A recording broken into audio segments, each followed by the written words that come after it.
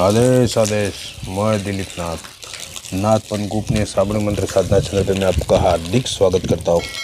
कैसे हो मेरे प्यारे भाइयों, आज मैं साधना सिद्धि के रहस्य के बारे में कुछ चर्चा करते हैं। उसके लिए कुछ बताता हूँ कि बहुत सारे भाइयों का कहना यही कि गुरुजी कैसी ऊर्जा से कोई भी शक्ति प्रत्यक्ष होती है और कौन सी एनर्जी से उसको नियंत्रित किया जाता है, उससे वचन लिया जाता है। तो उसके बारे में मैं थोड़ा प्रकाश डालता हूँ कि देखो भाइयों, सबसे पहले कोई भी शक्ति को प्रत्यक्ष करने के लिए आपके अंदर गुरु मंत्र की ऊर्जा होनी चाहिए।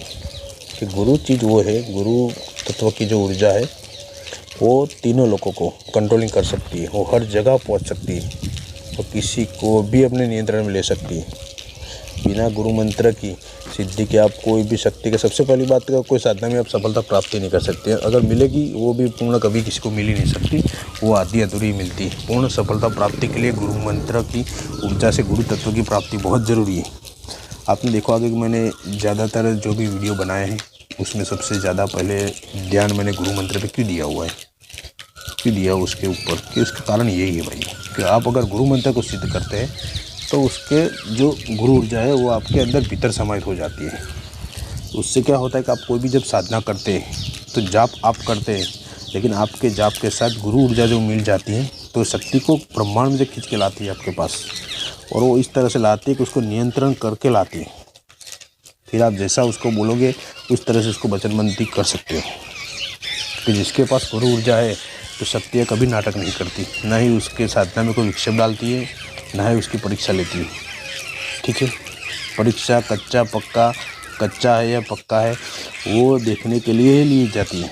लेकिन अगर गुरु मंत्र की उसके पास ऊर्जा है तो उसमें वही शक्तियाँ भी यही मान लेती है कि भाई ये इसमें सफल इंसान है, सफल साधक है। तो गुरु ने अपना है उसको, उसके अंदर गुरु तत्व की ऊर्जा है, मतलब कि ये जो इंसान है, जो साधक है, वो परिपक्व है और लायक है, मेरा कभी दुरुपयोग नहीं करेगा। एक बात आपको बता दूं भाइयों कि कोई अगर जो लायक नहीं होता कुछ चीज़ का, कि जैसे उसकी सोच गलत है, ठीक है, उसको पहली बात को कभी गुरु मंत्र सिद्धि नहीं होता।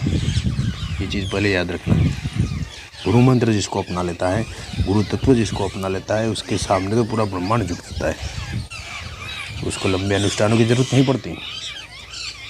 भले ही, इसलिए मैं बोलता हूँ, भले कितना ही समय जाए, दिन लगे, महीने लगे, साल लगे, लेकिन जब तक गुरु मंत्र में पूर्ण सफलता प्राप्त ना करो तब तक कोई चीज़ अड़ो मत, उसको छुए ही मत, क्योंकि बेकार है।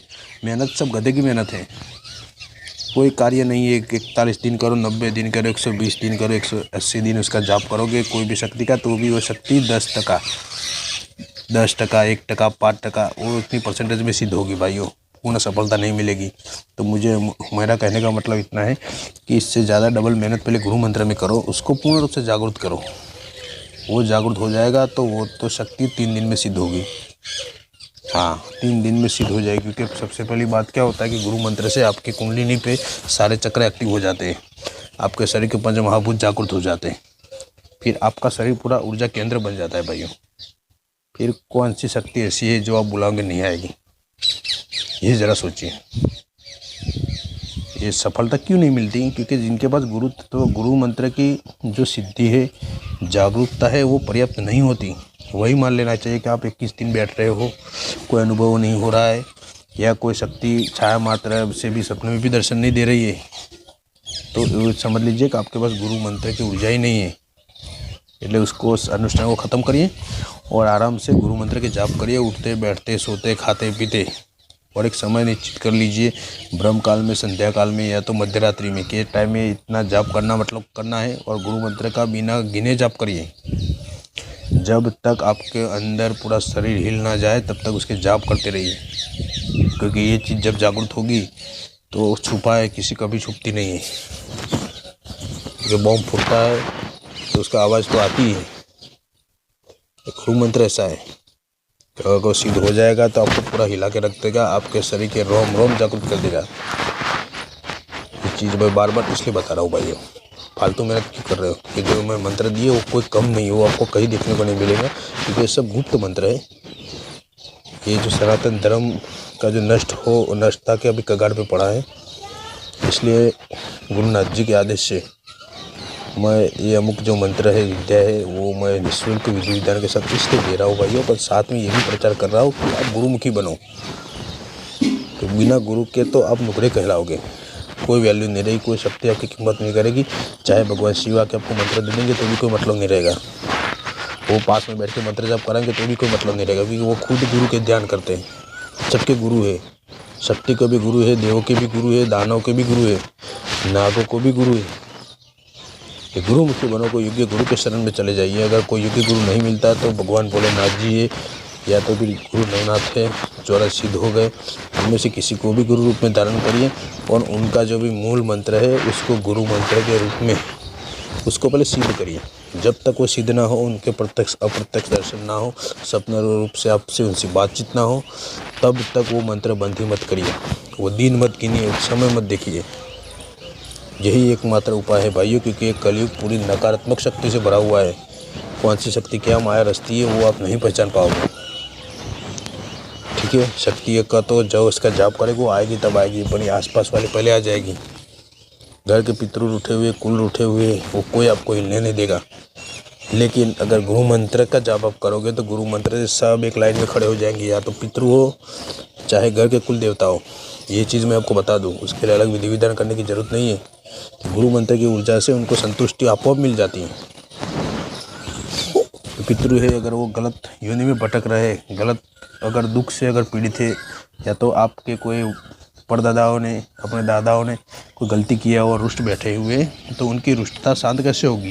ये ऊर्जा से होती है। आप उनको पूजा देते हो, जो पूजा में से जो ऊर्जा मिलती है उससे उनका जो क्रोध है वो शांत होता है। अगर आप गुरु मंत्र की जो ऊर्जा आपके जो पूरे घर में वातावरण में फैलने लगेगी तो वो जो शक्तियाँ रुष्ट होकर बैठी है सब ऑटोमेटिक उनका रुष्ट शांत हो जाएगा। जैसे आग जलती है, उसके ऊपर पानी डालने से आग शांत हो जाती है, इस तरह से ये ऊर्जा से सबको शांति मिल जाती है, क्योंकि तो परम ऊर्जा है।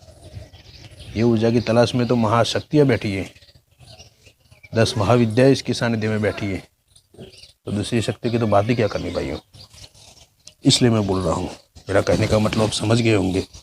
ठीक है भाइयों, इसलिए मैं स्पेशल वीडियो बनाया कि आप भटको मत। बहुत सारे भाई ये बोलते गुरु जी ये मंत्र डालो, अरे भाई जो डाला है वो तो करो, ये कम है क्या? मरघट कालिका डालो, कोई बोलता है इस्माइल जोगी डालो, अरे भाई इस्माइल जोगी क्या करना है? वो कौन सा बोला तुड़म खाने? या भगवान शिव की, गणेश जी की, हनुमान जी की, भैरव बाबा की, गुरु गोरखनाथ जी की, तो सब वो सब इस्माइल जोगी कौन था? इस्माइल जोगी था वो गुरु मछलीनाथ के शिष्य थे। मछलीनाथ के शिष्य थे गुरु गोरखनाथ जी से उन्होंने योग विद्या ली। योग जो दीक्षा आती है गुरु गोरखनाथ जी ने दी थी, पर उसको जो सबसे पहले दीक्षित तंत्र मंत्र में गुरु मछलीनाथ ने सिखाया था महाजाल से।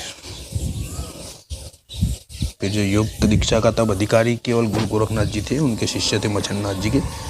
ठीक है, युगाचार्य गोरखनाथ जी को सौंपा गया था भगवान शिव के कहने पे, तब दीक्षा उन्होंने दोबारा फिर उनसे ली थी। इसलिए गोरखनाथ और इस्माइल जोगी एक तरह से गुरु भाई भी है और गुरु शिष्य भी है। और उसके अधीन है जो लोना चमारी, सरिया कुंभारिन, ठीक है, और बहुत सारी जो शिष्या हैं उनकी जो जादूगणियाँ हो गई, कहा जाता है कि 56 तरह की जादूगणियाँ हो गई, वो सब इनके अधीन थी इस्माइल जोगी की। वो भी चीज़ बहुत है, लेकिन वो माया जल वाली शक्तियाँ है, उसके चक्कर में अभी मत पड़िए आप। वो मैं डालूंगा, मेरे पास है 1 से 1 विद्याएँ पड़ी है, गुरुनाथ जी की कृपा से सब मेरे पास प्राप्त है। ठीक है, वो मैं बताऊंगा, फिर उसका समय आने पे मैं उसको डालूंगा आपको। अभी जो मैं डाला वो भी किसी से कम नहीं है भाई, उसका उपयोग करिए, उसको पहले सिद्ध करिए, आत्मसात करिए। शक्तियाँ सब एक ही ज्योति से उत्पन्न हुई है भाइयों, पर उसका कंट्रोलिंग पावर परम ऊर्जा यानी गुरु ऊर्जा वही है। शॉर्टकट में इतनी बात समझ लो। ठीक है, ये शॉर्टकट में ये चीज़ आपको हमेशा याद रखना। कोई भी ब्रह्मांड की कोई भी शक्ति, 10 महाविद्या हो, या तो शिव हो, सदाशिव हो, आदि शक्ति हो, कोई भी हो, सब ये गुरु ऊर्जा से ही कंट्रोल होते हैं। उससे ज्वाइंट है कि गुरु ऊर्जा ही परम ऊर्जा है, परम ज्योति की ऊर्जा है, जहाँ से ये सब उत्पन्न हुई है। नाम अलग है लेकिन वही चीज़ मेन है। ठीक है, परम ऊर्जा को ही गुरु ऊर्जा कहा जाता है। यहाँ अपने उसको गुरु ऊर्जा बोलते हैं, वादेवों की भाषा में, ऋषि की भाषा में उसको परम ऊर्जा बोलते हैं। चीज़ें की है, इसलिए गुरु का महत्व इतना है।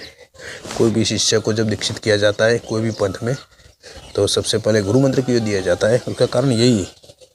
गुरु मंत्र वो आत्मसात करेगा तभी दूसरी शक्तियाँ उसको स्वीकार करेगी। गुरु मंत्र सिद्ध नहीं है तो आप कितना भी गधा मजूरी कर लो, कोई मतलब नहीं है। अगर सिद्ध साधक बनना है, उच्च कोटि पे पहुंचना है भाइयों, तो ये मेरी बात गांठ मान लो मन में।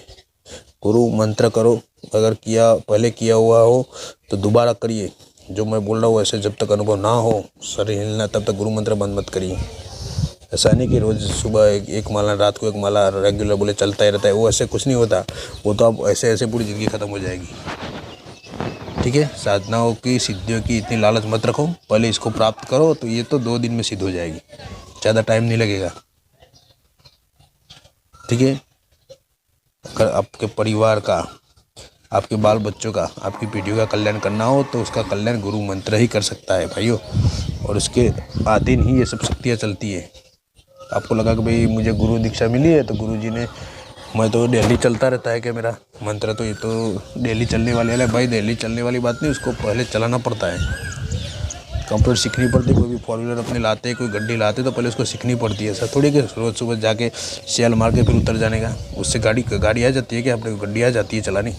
उसको राउंड तो मारना पड़ता है कि जब तक कंप्लीट ड्राइवर ना बन जाता तो हाईवे पे निकलना नहीं चाहिए।